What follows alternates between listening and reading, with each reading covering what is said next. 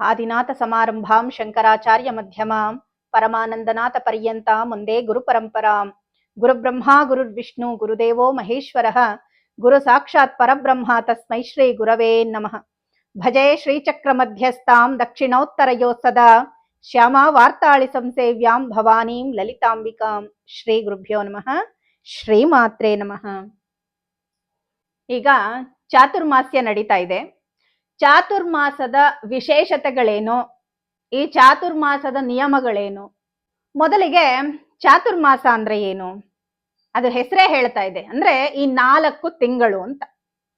ದೇವತೆಗಳಿಗೆ ಈ 1 ವರ್ಷ ಅನ್ನೋದು ಅಂದ್ರೆ 1 ಸಂವತ್ಸರ ನಮ್ಗೇನಿದೆ ಅದು ದೇವತೆಗಳಿಗೆ 1 ದಿನ ಅಂತ ಹೇಳ್ತಾರೆ. ಅದರಲ್ಲಿ ಈ ಚಾತುರ್ಮಾಸದ 4 ತಿಂಗಳು ದೇವತೆಗಳು ನಿದ್ರಿಸ್ತಕ್ಕಂತಹ ಸಮಯ. ಯಾವಾಗ ಪ್ರಾರಂಭ ಆಗತ್ತೆ ಅಂತ ನೋಡಿದ್ರೆ ಆಷಾಢ ಮಾಸದ ಶುಕ್ಲ ಪಕ್ಷ ಏಕಾದಶಿ, ಇದನ್ನೇ ದೇವಶಯನಿ ಏಕಾದಶಿ ಅಂತ ಕರೀತಾರೆ. ಈ ಏಕಾದಶಿಯ ದಿನ ಮಹಾವಿಷ್ಣುವು ಯೋಗ ನಿದ್ರೆಗೆ ಜಾರ್ತಾರೆ ಅನ್ನುವಂತಹ ವಿಶೇಷ ಇರುತ್ತೆ.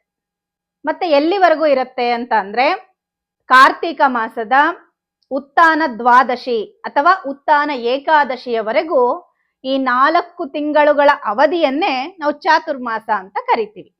ವಿಶ್ವದ ಪರಿಪಾಲಕನಾದಂತಹ ಮಹಾವಿಷ್ಣುವೇ ಮಲಗಿರ್ತಕ್ಕಂತಹ ಈ ಸಮಯದಲ್ಲಿ, ಅಂದ್ರೆ ಯೋಗ ನಿದ್ರೆಯಲ್ಲಿ ಮುಳುಗಿರ್ತಕ್ಕಂತಹ ಈ ಸಮಯದಲ್ಲಿ ಯಾವುದೇ ವಿಶೇಷವಾದ ಶುಭ ಕಾರ್ಯಗಳನ್ನ, ಅಂದ್ರೆ ಮದುವೆ ಆಗಿರಬಹುದು, ಗೃಹ ಪ್ರವೇಶ ಆಗಿರ್ಬೋದು, ನಾಮಕರಣ ಆಗಿರ್ಬೋದು, ಈ ರೀತಿ ಶುಭ ಕಾರ್ಯಗಳನ್ನ ಮಾಡಬಾರ್ದು ಈ ಸಮಯದಲ್ಲಿ ಅಂತ ಹೇಳ್ತಾರೆ. ಈ ಚಾತುರ್ಮಾಸದ ಅವಧಿಯಲ್ಲೇ ನಾವು ಹಿಂದೂಗಳು ಆಚರಣೆ ಮಾಡ್ತಕ್ಕಂತಹ ಎಲ್ಲ ಹಬ್ಬಗಳು ಕೂಡ ಈ ಸಮಯದಲ್ಲೇ ಬರುತ್ತೆ. ಇನ್ನು ಈ ಚಾತುರ್ಮಾಸದ ಸಮಯವನ್ನ ನಾವು ಸಾಧನೆಗೆ ವಿನಿಯೋಗಿಸ್ಕೊಳ್ಬೇಕು. ಈ ಸಮಯದಲ್ಲಿ ನಾವು ಭಗವತ್ ಸ್ಮರಣೆ, ಜಪ, ಪ್ರವಚನಗಳನ್ನ ಕೇಳ್ತಾ, ಅಂದ್ರೆ ಆದಷ್ಟು ಈ ಸಮಯವನ್ನ ಸಾಧನೆಗೆ ವಿನಿಯೋಗಿಸ್ಕೊಳ್ಬೇಕು ಅಂತ ಹೇಳುತ್ತೆ.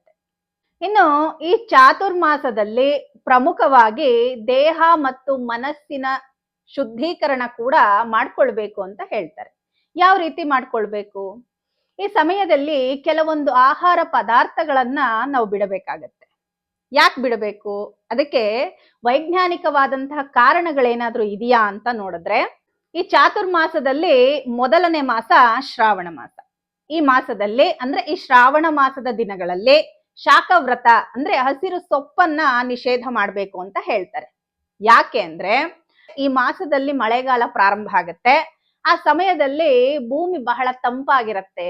ಈ ಸಮಯದಲ್ಲಿ ಆ ಬ್ಯಾಕ್ಟೀರಿಯಾ ಮತ್ತೆ ಫಂಗಸ್ಗಳು ಹೆಚ್ಚಾಗಿ ಮೊಟ್ಟೆಯನ್ನ ಇಡತ್ತೆ. ಆದ್ರಿಂದ ಈ ಸೊಪ್ಪುಗಳು ಬೇಗ ಕೊಳೆಯೋದಕ್ಕೆ ಪ್ರಾರಂಭವಾಗುತ್ತೆ. ಈ ಸಮಯದಲ್ಲಿ ಆ ಸೊಪ್ಪನ್ನ ತಿನ್ನೋದ್ರಿಂದ ಜಾಂಡಿಸ್ನಂತಹ ಕಾಯಿಲೆಗಳು ಬರುತ್ತೆ, ಮತ್ತೆ ಗ್ಯಾಸ್ಟ್ರಿಕ್ ಪ್ರಾಬ್ಲಮ್ ಕೂಡ ಹೆಚ್ಚಾಗುತ್ತೆ. ಆದ್ರಿಂದ ಈ ಮಾಸದಲ್ಲಿ ನಾವು ಶಾಖವ್ರತವನ್ನ ಆಚರಿಸ್ಬೇಕು, ಅಂದ್ರೆ ಹಸಿರು ಸೊಪ್ಪುಗಳನ್ನ ವರ್ಜಿಸ್ಬೇಕು ಅಂತ ಹೇಳುತ್ತೆ. ಇನ್ನು ಭಾದ್ರಪದ ಮಾಸ. ಈ ಮಾಸದಲ್ಲಿ ಮೊಸರನ್ನ ತಿನ್ನಬಾರ್ದು, ಮೊಸರನ್ನ ಸಂಪೂರ್ಣವಾಗಿ ನಿಷೇಧಿಸ್ಬೇಕು ಅಂತ ಹೇಳ್ತಾರೆ. ಯಾಕೆ ಅಂದ್ರೆ ಈ ತಿಂಗಳಲ್ಲಿ ವಾತಾವರಣದಲ್ಲಿ ಆರ್ದ್ರತೆ ಅಂದ್ರೆ ಹ್ಯುಮಿಡಿಟಿ ಹೆಚ್ಚಾಗಿರತ್ತಂತೆ. ಆಯುರ್ವೇದದ ಪ್ರಕಾರ ಮೊಸರು ಅಭಿಷ್ಯಂದಿ ಅಂತ ಹೇಳ್ತಾರೆ. ಅಭಿಷ್ಯಂದಿ ಅಂದ್ರೆ ಏನು ಅಂತಂದ್ರೆ ದೇಹದ ಸೂಕ್ಷ್ಮ ನರಗಳನ್ನ ಮತ್ತೆ ರಂಧ್ರಗಳನ್ನ ಬ್ಲಾಕ್ ಮಾಡತ್ತೆ, ಮತ್ತೆ ಕಫವನ್ನ ಹೆಚ್ಚಿಸುತ್ತೆ.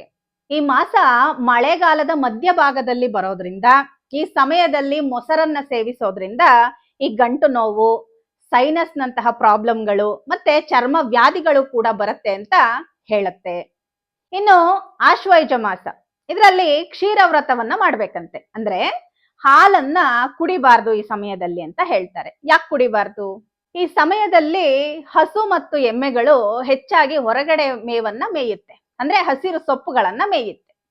ಜಿಂಕೆ ಮತ್ತು ಹಾವುಗಳ ಲಾಲಾರಸ ಕೂಡ ಮಿಕ್ಸ್ ಆಗಿರುತ್ತೆ. ಅಂದ್ರೆ ಆ ಸಮಯದಲ್ಲಿ ಈ ಹಸು ಮತ್ತು ಎಮ್ಮೆಗಳು ಆ ಹುಲ್ಲನ್ನ ತಿಂದು ಹಾಲು ಕೊಡೋದ್ರಿಂದ, ಆ ಹಾಲನ್ನ ನಾವು ಕುಡಿಯೋದ್ರಿಂದ ನಮಗೆ ಈ ವಾತ ಪಿತ್ತದ ಏರುಪೇರಾಗತ್ತೆ ಅಂತ ಹೇಳುತ್ತೆ. ಇನ್ನು ಕಾರ್ತೀಕ ಮಾಸದಲ್ಲಿ ದ್ವಿದಳ ಧಾನ್ಯಗಳನ್ನ ವರ್ಜಿಸ್ಬೇಕು. ಅಂದ್ರೆ ದ್ವಿದಳ ಧಾನ್ಯಗಳು ಅಂದ್ರೆ ಇಲ್ಲಿ ಬೇಳೆ ಕಾಳುಗಳನ್ನ ಬಿಡಬೇಕಾಗತ್ತೆ. ಯಾಕೆ ಅಂದ್ರೆ ಈ ಮಾಸದಲ್ಲಿ ಚಳಿಗಾಲದ ಪ್ರಾರಂಭವಾಗೋದ್ರಿಂದ ಆ ಸಮಯದಲ್ಲಿ ನಮ್ಮ ಡೈಜೆಷನ್ ಪವರ್ ಕಡಿಮೆ ಇರುತ್ತೆ. ಅಂದ್ರೆ ನಮ್ಮ ಜಠರಾಗ್ನಿ ಮಂದವಾಗಿರತ್ತಂತೆ. ಆ ಸಮಯದಲ್ಲಿ ಈ ದ್ವಿದಳ ಧಾನ್ಯಗಳನ್ನ ನಾವು ಸೇವನೆ ಮಾಡೋದ್ರಿಂದ ನಮಗೆ ಗ್ಯಾಸ್ಟ್ರಿಕ್ ಪ್ರಾಬ್ಲಮ್ ಆಗತ್ತೆ. ಆದ್ರಿಂದ ಆ ಸಮಯದಲ್ಲಿ ಆ 1 ತಿಂಗಳ ಕಾಲ ಆದಷ್ಟು ನಾವು ಅವಾಯ್ಡ್ ಮಾಡ್ಬೇಕು. ಅಂದ್ರೆ ಆ ಸಮಯದಲ್ಲಿ ಇಡ್ಲಿ, ದೋಸೆ ಇತ್ಯಾದಿಗಳನ್ನ ನಾವು ಉದ್ದಿನ ಬೇಳೆಯನ್ನ ಬಳಸಿ ಮಾಡ್ಬೇಕಾಗತ್ತೆ. ಉದ್ದಿನ ಬೇಳೆ ನಮ್ಗೆ ಈಸಿಯಾಗಿ ಡೈಜೆಷನ್ ಆಗಲ್ಲ. ಆದ್ರಿಂದ ಆ ಸಮಯದಲ್ಲಿ ಇವನ್ನೆಲ್ಲ ಅವಾಯ್ಡ್ ಮಾಡ್ಬೇಕು ಅಂತ ಹೇಳುತ್ತೆ. ಈ 4 ತಿಂಗಳನ್ನ ಮನಸ್ಸಿಗೆ ಪುನರ್ಜೀವನ ಅಂತ ಹೇಳ್ತಾರೆ. ಈಗ ಬಹಳಷ್ಟು ಜನಕ್ಕೆ ಅನ್ಸುತ್ತೆ, ಏನ್ ಇವ್ರು ಹಾಲು ಕುಡಿಬೇಡ, ಮೊಸರು ತಿನ್ಬೇಡ, ಮತ್ತೆ ಇಡ್ಲಿ, ದೋಸೆ ಇವನ್ನೆಲ್ಲ ತಿನ್ಬಾರ್ದು ಅಂತ ಹೇಳ್ತಾ ಇದಾರಲ್ಲ ಅಂತ ನಿಮ್ಗೆ ಅನ್ಸ್ಬೋದು. ಅಂದ್ರೆ ಆಯಾ ಮಾಸದಲ್ಲಿ, ಅಂದ್ರೆ ಇವಾಗ ಚಳಿಗಾಲದಲ್ಲಿ ನಾವ್ ಯಾವ ರೀತಿ ಫುಡ್ ಅನ್ನ ತಗೊಳ್ಬೇಕು, ಮಳೆಗಾಲದಲ್ಲಿ ನಮ್ಮ ಆಹಾರ ಪದ್ಧತಿ ಯಾವ ರೀತಿ ಇರಬೇಕು, ಇದನ್ನೆಲ್ಲ ನಾವು ಫಾಲೋ ಮಾಡ್ಬೇಕಾಗತ್ತೆ. ಈಗ ನಾನು ಹೇಳ್ತಕ್ಕಂತ ವಿಡಿಯೋಗಳನ್ನ ಆದಷ್ಟು ಸಾಧಕರೇ ನೋಡ್ತಾ ಇರ್ತಾರೆ. ಅಂದ್ರೆ ಮಂತ್ರಶಾಸ್ತ್ರದಲ್ಲಿ ಆಸಕ್ತಿ ಇರ್ತಕ್ಕಂಥವ್ರು ಹೆಚ್ಚಾಗಿ ನೋಡ್ತಾರೆ. ಅವರಿಗೆ ಈ ಚಾತುರ್ಮಾಸ ಅನ್ನೋದು ಬಹಳ ಮುಖ್ಯ. ನಾವು ಸುಮ್ಮನೆ ಮಂತ್ರಶಾಸ್ತ್ರದಲ್ಲಿ ನಾವು ಒಂದ್ ಮಂತ್ರ ತಗೊಂಡು ಜಪ ಮಾಡ್ತೀವಿ ಅನ್ನೋದಲ್ಲ. ಹಾಗೆ ನಮ್ಮ ದೇಹವನ್ನು ಕೂಡ ಶುದ್ಧೀಕರಿಸಿ ಇಟ್ಕೋಬೇಕು. ಅವಾಗ ನಮ್ಮ ದೇಹ, ಮನಸ್ಸು ಎಲ್ಲವೂ ಶುದ್ಧಿಯಾದಾಗ್ಲೇ ನಮ್ಗೆ ದೇವತಾ ಅನುಗ್ರಹ ಅನ್ನೋದು ಬೇಗ ಆಗತ್ತೆ. ಹಾಗಾಗ್ಬೇಕು ಅಂದ್ರೆ ಈ ಚಾತುರ್ಮಾಸದಲ್ಲಿ ಈ ರೀತಿ ವ್ರತವನ್ನ ನಾವು ಪಾಲಿಸ್ಬೇಕಾಗತ್ತೆ. ಈ ರೀತಿ ನಮ್ಗೆ ಬಹಳ ಇಷ್ಟವಾದಂತಹ ಆಹಾರ ಪದಾರ್ಥಗಳನ್ನ ನಾವು ಕೆಲ ಕಾಲ ವರ್ಜಿಸೋದ್ರಿಂದ ನಮ್ಮ ಮನಸ್ಸಿನ ಮೇಲೆ ನಮಗೆ ಹಿಡಿತ ಅನ್ನೋದು ಸಿಗುತ್ತೆ. ಮತ್ತೆ ನಮ್ಮ ಸಂಕಲ್ಪ ಶಕ್ತಿ ಹೆಚ್ಚಾಗತ್ತೆ. ಮತ್ತೆ ಇಂದ್ರಿಯ ನಿಗ್ರಹಕ್ಕೆ ಅತ್ಯುತ್ತಮ ತರಬೇತಿ ಅಂತಲೇ ಹೇಳ್ಬೋದು. ಇದನ್ನ ಒಂದು ಟ್ರೈನ್ ಮಾಡ್ದಂಗ ಆಗತ್ತೆ. ಆದ್ರಿಂದ ಈ ನಿಯಮಗಳನ್ನ ಪಾಲಿಸೋದು ಬಹಳ ಉತ್ತಮ ಅಂತಲೇ ಹೇಳ್ತೀನಿ.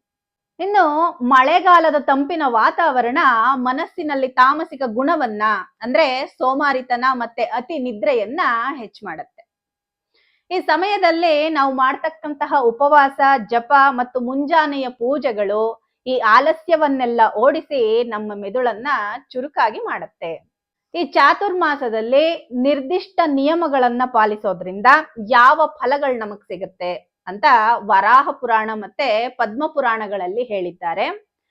ಅದರಲ್ಲಿ ಮೊದಲನೇದೇನಂದ್ರೆ, ಈ ಚಾತುರ್ಮಾಸದ ಸಮಯದಲ್ಲಿ ನಾವು ಪಾದರಕ್ಷೆಯನ್ನ ತ್ಯಾಗ ಮಾಡೋದ್ರಿಂದ, ಅಂದ್ರೆ ಬರಿಗಾಲಿನಲ್ಲಿ ನಡೆಯೋದ್ರಿಂದ ನಮಗೆ ವರ್ಷವಿಡೀ ಚಿನ್ನದ ದಾನ ಮಾಡಿದಷ್ಟು ಪುಣ್ಯ ಸಿಗತ್ತಂತೆ.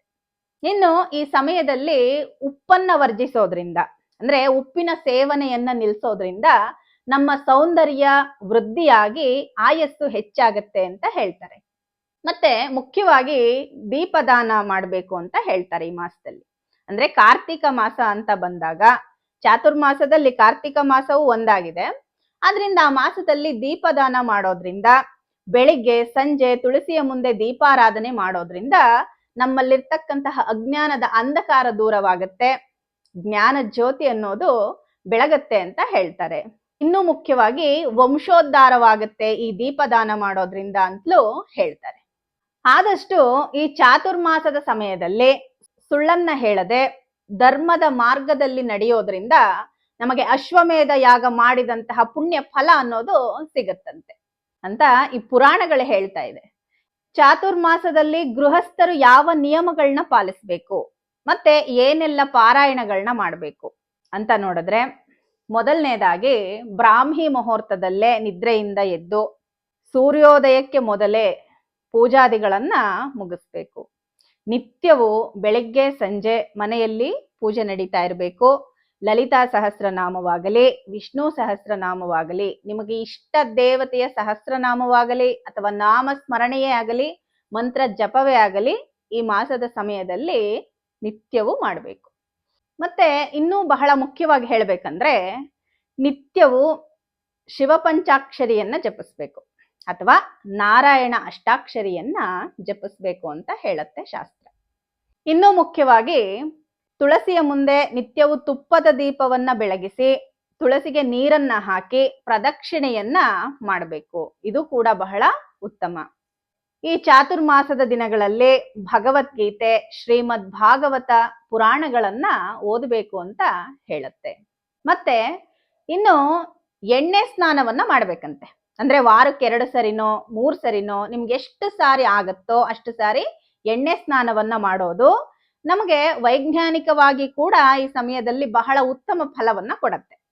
ಈ ಸಮಯದಲ್ಲಿ ಪ್ರವಚನ ಮತ್ತೆ ಭಗವದ್ಗೀತೆಯ ಭಗವತ್ ಕೀರ್ತನೆಗಳನ್ನ ಕೇಳ್ಬೇಕು, ಅಂದ್ರೆ ಶ್ರವಣ ಮಾಡ್ಬೇಕು.